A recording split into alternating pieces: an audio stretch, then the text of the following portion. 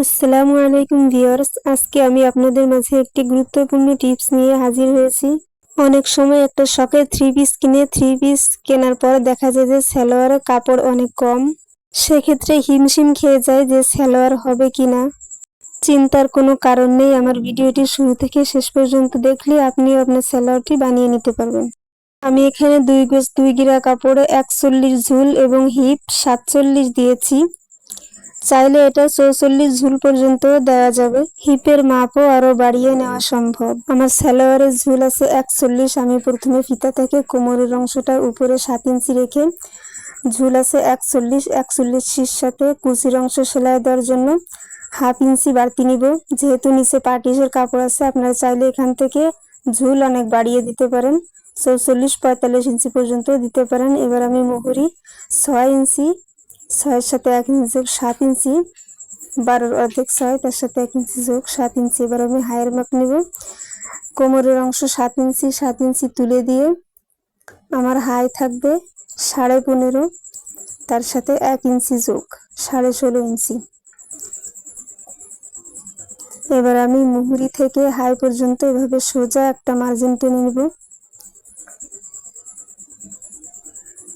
হয়ে গেছে আমার মার্জিন টানা। এবার আমি এখান থেকে কোমরের কাপড় বের করব। আমার হিপ আছে 47, আমি এখানে 23.5 47, এখানে আমি 1 ইঞ্চি বাড়িয়ে 24.5 ইঞ্চি নিব। দুই সাইডে হাফ ইঞ্চি 1 ইঞ্চি সেলাইতে যাবে। টেইলরিং কাজের ছোটোখাটো সমস্যার সমাধান পেতে আমার চ্যানেলটি এখনই সাবস্ক্রাইব করে ফেলুন। এখানে আমি 2 ইঞ্চি পরিমাণ কাপড় পাইছি। হিপের পরিমাণ আরও বাড়ালেও ওপাশ থেকে আরও বাড়ানো যাবে, আমার যেহেতু প্রয়োজন নেই তাই বাড়াইনি। এখানে আমি 2 ইঞ্চি পরিমাণ নিয়েছি, হাফ ইঞ্চি বাড়তি রেখেছি, সেলাই দেওয়ার জন্য। আর 1.5 ইঞ্চি নিয়েছি, 1.5 ইঞ্চি পাবো আমি এখানে আমি 1.5 ইঞ্চি বাদ দিয়ে 7 ইঞ্চি নির্ঝুল আছে 7 ইঞ্চি, 7 ইঞ্চির সাথে 2 ইঞ্চি যোগ দিব।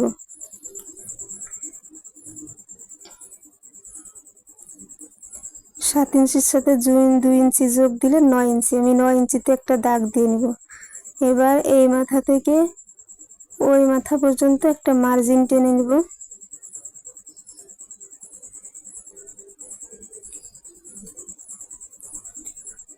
সোজা করে দাগটা দিতে হবে।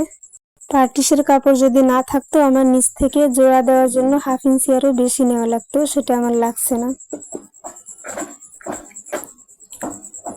এখানে যদি কলি দেওয়ার প্রয়োজন হয় তাহলে পার্টিসে যে কাপড় আছে ওইটা দিয়ে কলি দেওয়া যাবে, পার্টিসের কাপড় আলাদা করে নেওয়া যাবে।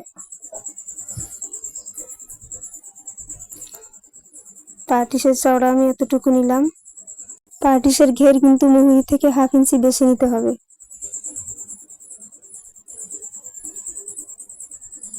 এবার আমি হাই থেকে কাটা শুরু করলাম।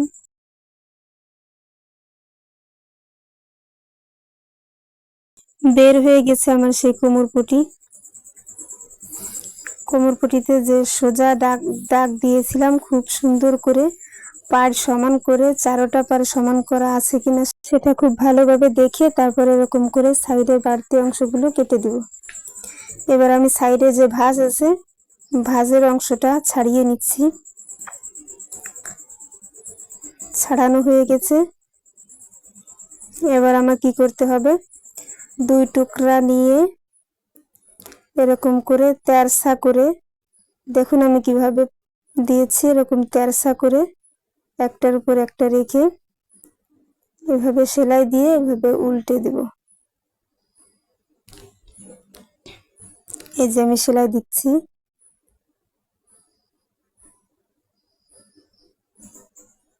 এরকম করে দুটোটা জোড়া দিয়ে চাপ সেলাই ওইটা যেখানে দিয়েছে এটাও দেখে সুন্দর করে ওইভাবে মিলায় চাপ সেলাইটা দিতে হবে। হয়ে গেছে আমার সেলাই। দেখুন সালোয়ারটা বরাবর 41 ঝুল হয়েছে, হিপেও আছে 47, কোথাও কোনো ফিটিং হয়নি, অনেক লুজ আছে।